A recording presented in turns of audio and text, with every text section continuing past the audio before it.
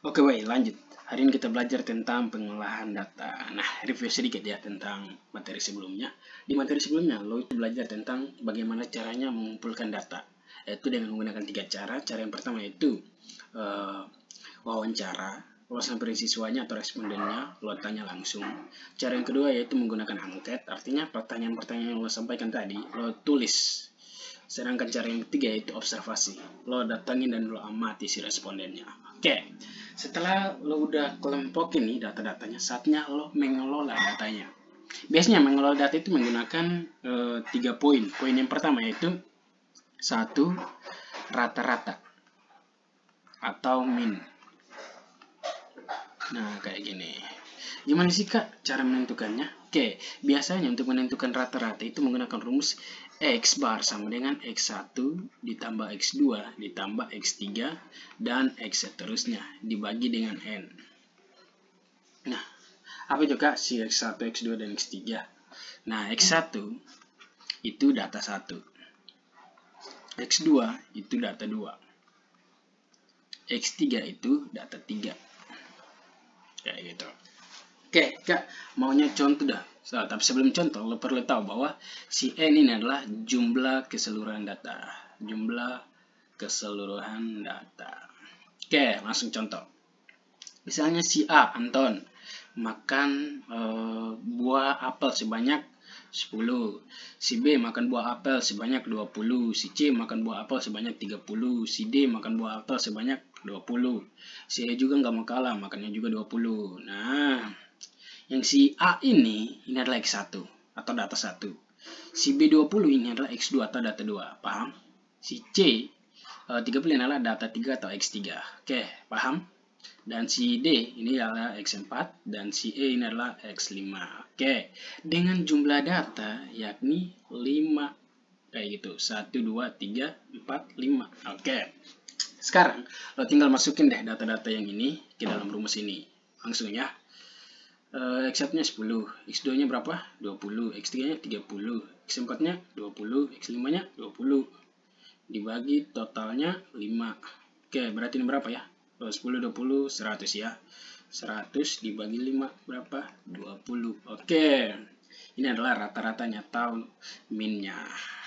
Oke. Sekarang coba deh gue otak-atik soalnya. Sekarang gini. Bentar. Gini aja. Si 2 orang makan apel sebanyak 10. Si 2 orang pula juga makan apel sebanyak 20. Sedangkan ini adalah si berapa ya? 4 orang aja deh. Makan apelnya sebanyak 30 dan ini 1 orang, ini 1 orang aja. Kayak gitu. Nah, lo nggak bisa langsung bilang bahwa si 2 ini datanya X1-nya 10, enggak. Begitupun dengan si B, data yang X2-nya 20, enggak. Itu salah banget. Kenapa? Ini lo mesti hitung manual. Iya kan? 2A artinya ada 2 orang yang namanya A, A1 dan A2 makan apelnya sebanyak 10. Oke, baru lo totalin jadinya 20. Ini baru lo sebut dengan X1. Coba ya kalau X2. Si B juga demikian, ini ada B1, B2. B1 makan 20, B2 juga makan 20. Lo totalin berapa? 40. Nah, ini baru lo sebut dengan X2 kayak gitu. Oke, kita masukin ya ke rumusnya. Tapi dihapusin dulu. Sabar boy. Nah, kayak gini. Oke. X1 nya berapa? Lo hitung deh. 2 terus 4 nanti lo jabarin lagi.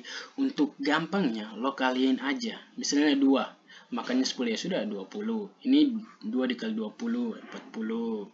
Ini 4 dikali 30 ya 120 kayak gitu. Oke, totalnya yang pertama 20. Yang berikut 40, yang berikut berapa? 120, yang berikut 20, yang berikut 20 dibagi dengan, nah ini lo hitung, 2 ditambah 4, 8 ditambah 2 ya 10. Oke, berarti dibagi dengan 10. Maka 40 ditambah 20 ya 60, ditambah 120 ya 80, ditambah 20 lagi, sorry ini 20 ya. Totalnya 210 dibagi dengan 10. Oke, maka rata-ratanya itu 21. Nah, kayak gitu. Oke, Ini dengan menggunakan poin itu rata-rata atau min. Berikutnya tentang nilai tengah atau median. Oke, kita hapus dulu.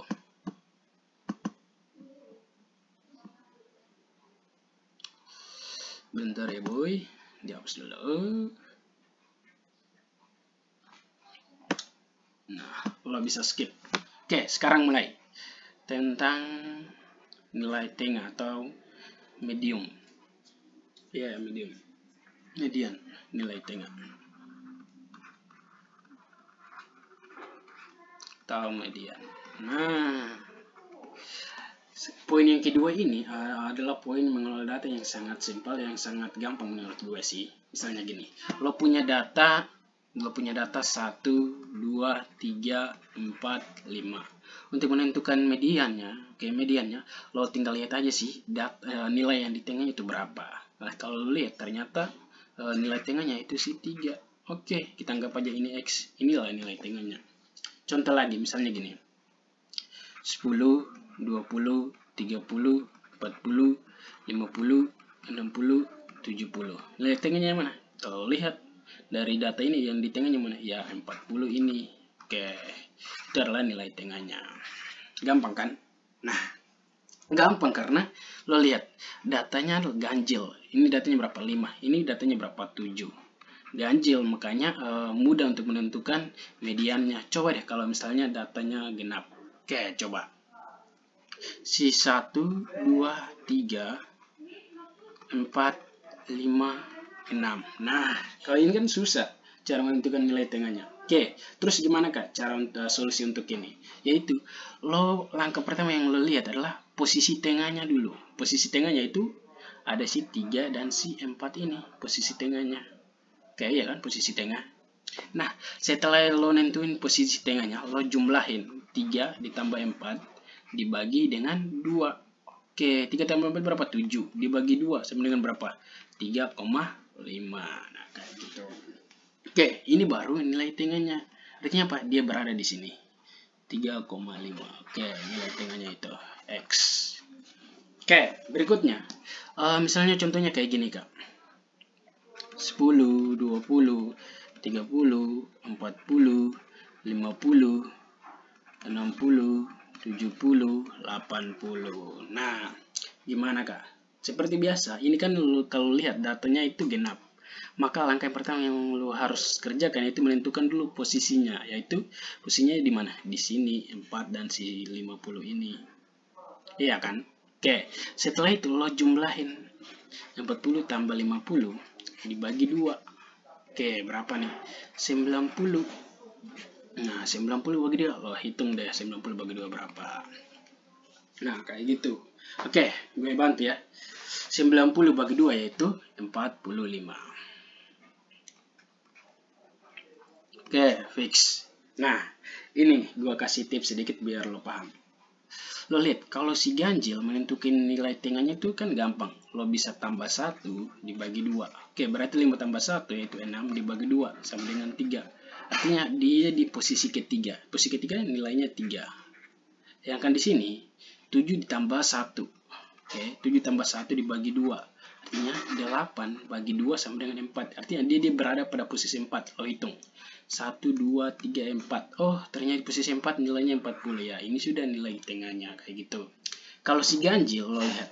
Yang pertama kan lo nentuin dulu si posisinya. Datanya ada 6 nih. 1, 2, 3, 4, 5, 6. 6 lo bagi 2 sama dengan 3. Dan angka selanjutnya yaitu 3 berarti angka selanjutnya yaitu 4. Nah, ini posisinya. Oke, 3 dan 4 lo lihat deh. 3 dan 4 itu sih yang datanya berapa. Sedangkan yang di sini ini kan datanya 8. Lo bagi 2 berarti berapa? 4. Dan angka selanjutnya itu 5. Oke, lo lihat data posisi pada angka keempat 1, 2, 3, 4 yaitu 40. Dan selanjutnya itu 5 yaitu posisinya 50. Oke, setelah itu lo jumlahin baru bagi 2. Terus itu nilai tengahnya. Atau biasanya ditulis kayak gini. Untuk ganjil yaitu N ditambah 1 dibagi 2. Oke, ini mediannya. Kalau untuk genap, itu N ditambah 1 dibagi 2, N tambah 1 bagi 2 lagi, sorry. N bagi 2 dan N ditambah 1 dibagi 2, kemudian dibagi dengan 2 lagi. Kayak gitu. Oke, paham ya untuk penilaian atau median. Kita lanjut ke poin yang ketiga. Bentar ya, dihapus dulu. Lo boleh skip.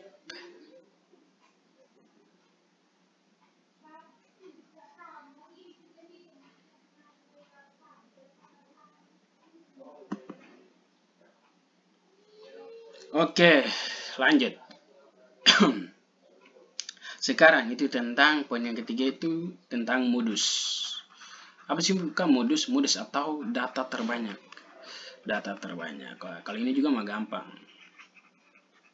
Data terbanyak. Oke, gimana sih Kak caranya? Begini, lo lihat. Misalnya lo punya data siswa yang menggunakan baju kuning. Baju kuning ini warna baju, ini siswa.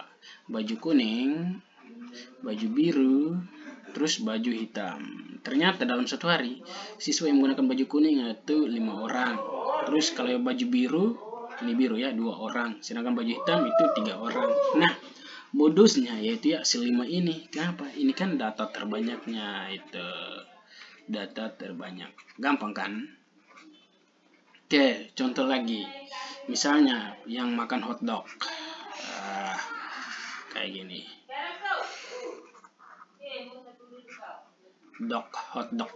Ini jumlah orang. Misalnya 42. Di sini 42. 42 di sini 2 orang. 43 3 orang. 70 7 orang. 80 2 orang. Nah, kalau tinggal lihat mana data terbanyaknya, yaitu kalau dilihat data terbanyak adalah yang si 7 ini. Dia 70 kali 70 makan hotdog sebanyak 7 orang, kayak gitu. 7 orang memakan hotdog sebanyak 70, artinya dia lebih banyak dibandingkan yang 80 tapi yang memakan sebanyak dia cuma 2 orang, kayak gitu. Oke, gampang ya kalau untuk modus dan data atau data terbanyak ini. Nah, setelah lo tahu pengolahan data, lo akan belajar tentang bagaimana cara menyajikan data tersebut. Nah, cara menyajikan data ini ada macam-macam cara atau macam-macam metode atau bentuk dan lain sebagainya. Yaitu bisa dengan menggunakan diagram batang, diagram lingkaran, diagram garis, dan tabel. Oke, contohnya kayak gini. Bentar, ini dihapus dulu. Nah, contohnya gini, dalam suatu hari lo melihat siswa menggunakan baju warna kuning sebanyak 5 orang, dan juga lo melihat siswa menggunakan baju warna biru sebanyak 2 orang, dan juga lo melihat siswa menggunakan baju warna hitam sebanyak 3 orang di sebuah lapangan. Nah, ini kan kalau ditulis banyak banget. Lo bisa ada jabaran ini dalam bentuk tabel. Nah, contohnya kayak gini. Oke, si kuning 5 orang, si biru 2 orang, dan si hitam 3 orang. Nah, itu adalah cara penyajian menggunakan tabel. Nah, gimana kalau misalnya menggunakan diagram batang atau diagram garis? Oke, kalau menggunakan diagram batang, lo buat dulu diagram keterisiannya. Oke, misalnya ini si baju, ini si jumlah orangnya 1, 2, 3, 4, 5, dan ini misalnya baju kuning, baju biru, baju hitam. Oke, ini jumlah orang, ini warna baju, warna. Oke, misalnya diagram batang, lo lihat si kuning ada pada 5 orang, si kuning nih, si kuning 5 orang berada di sini. Lo buat deh diagram batangnya kayak gini misalnya. Oke, lo tarik titik-titik. Berikut si biru 2 orang, biru kan di sini. Oke, lo buat diagram batangnya kayak gini. Nah, berikut si hitam 3 orang. Nah, hitam 3 orang, hitam posisinya di atas ya, hitam. Oke, ini si hitam. Nah, ini adalah menyajikan data dengan menggunakan diagram batang. Oke, gampang ya. Sekarang gimana kalau menggunakan diagram garis? Oke, juga gampang seperti kalau diagram garis. Bentar ya, dihapus dulu.